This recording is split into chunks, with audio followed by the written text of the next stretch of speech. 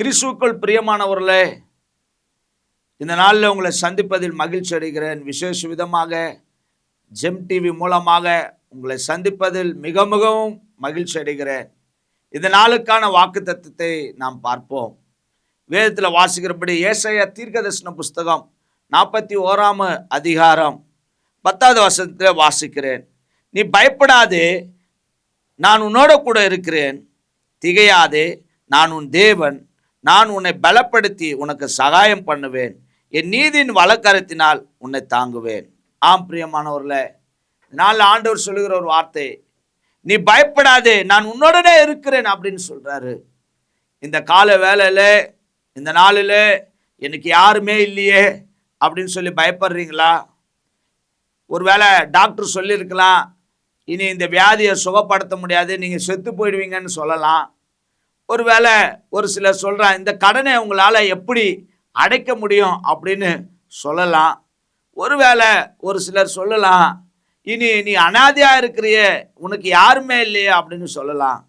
ஒரு சிலர் சொல்லலாம், சொந்த பந்தங்கள் இருந்தோம், நான் இன்றைக்கு அனாதையாக இருக்கிறேன், எனக்கு யாருமே இல்லை என்று நீங்கள் சொல்லலாம். ஆனால் ஆண்டவராக இயேசு கிறிஸ்து சொல்லுகிறார், நீ பயப்படாதே, நான் உன்னை உருவாக்கின தேவன், நான் சிருஷ்டித்த தேவன், நீ பயப்படாதே, நான் உன்னோட கூட இருக்கிறேன்னு சொல்லி ஆண்டவராக இயேசு கிறிஸ்து இன்றைக்கு உங்களோடு கூட சொல்லுகிறார். பிரியமானவர்களே, ஒரு நல்ல தெய்வம் இந்த நாளில் உங்களோடு கூட சொல்லுகிற ஒரு வார்த்தை, நீங்கள் எந்த விஷயத்தில் நான் தனிமையாக இருக்கிறேன், எனக்கு யாருமே இல்லையே, எல்லோரும் என்னை கைவிட்டுட்டாங்க, நான் நேசிக்கிறவங்கள என்னை விட்டு போயிட்டாங்க அப்படின்னு நீங்கள் கவலைப்பட்டு இருக்கலாம். ஆனால் இயேசு சொல்லுகிறார், பயப்படாதே, பயப்படாதிருங்கள். ஏன்னா உலகத்தையும் படைத்தவர் சர்வ வல்லமுள்ள தேவன் உங்களோடு கூட இருக்கிறேன் என்று சொல்லுகிறார். வானத்தையும் பூமியை படைத்த இயேசு கிறிஸ்து சொல்லுகிறார், பயப்படாதே, நான் உன்னோடு கூட இருக்கிறேன்.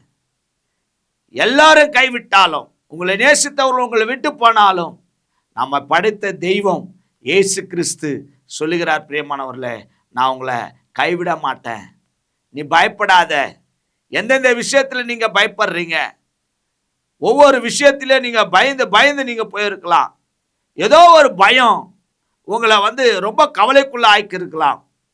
என்ன ஆகுமோ ஏதாகுமோ சில சந்தேகங்களில் நீங்கள் இருக்கலாம்.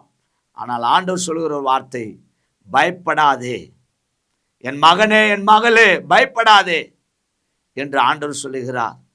நீ பயப்படுற விஷயத்தில் அவர் அற்புதத்தை செய்வார். முடியாதென்ற ஒரு காலகட்டம் உனக்குள்ள வரும்போது, இனி என் வாழ்க்கையில இனி மாற்றமே இல்லை அப்படின்னு நீங்க சொல்லும்போது, ஒரு மாற்றத்தை உண்டு பண்ணுகிற தேவன் தான் கர்த்தராகிய இயேசு கிறிஸ்து. இந்த நாளில் அந்த ஆண்டவர் உங்களோடு கூட பேசுகிறார்.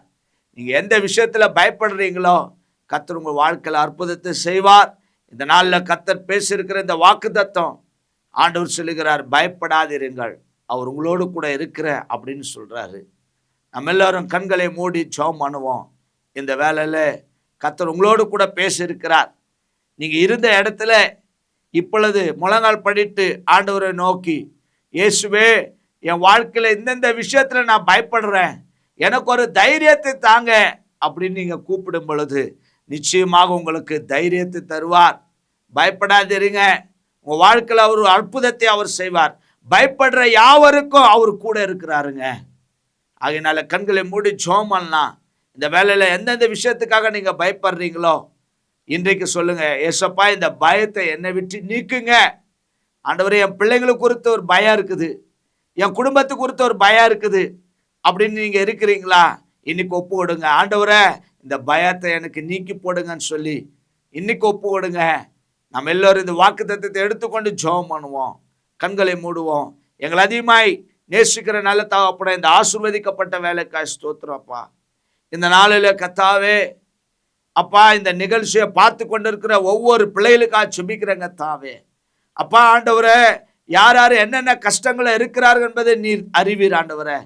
ஆண்டவரே, அவங்களுக்குள்ள ஒரு பயம் இருக்கலாம் ஆண்டவரே, மரண பயம் இருக்கலாம், வியாதியின் ஆண்டவரே, வியாதியின் ஆண்டவரே பயம் இருக்கலாம், மரண பயம் இருக்கலாம் ஆண்டவரே. அப்பா, கடன் பிரச்சனை குறித்த ஒரு பயம் இருக்கலாம், எதிர்காலத்து குறித்த ஒரு பயம் இருக்கலாம் ஆண்டவரே.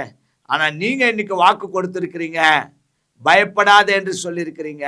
பயத்தை நீக்குகிறவரை இப்பொழுது பயப்படுகிற ஒவ்வொருடைய வாழ்க்கையில நீர் அற்புதத்தை செய்யும்படியா ஜெபிக்கிறேன் கர்த்தாவே. நீர் அற்புதத்தை செய்யுங்க.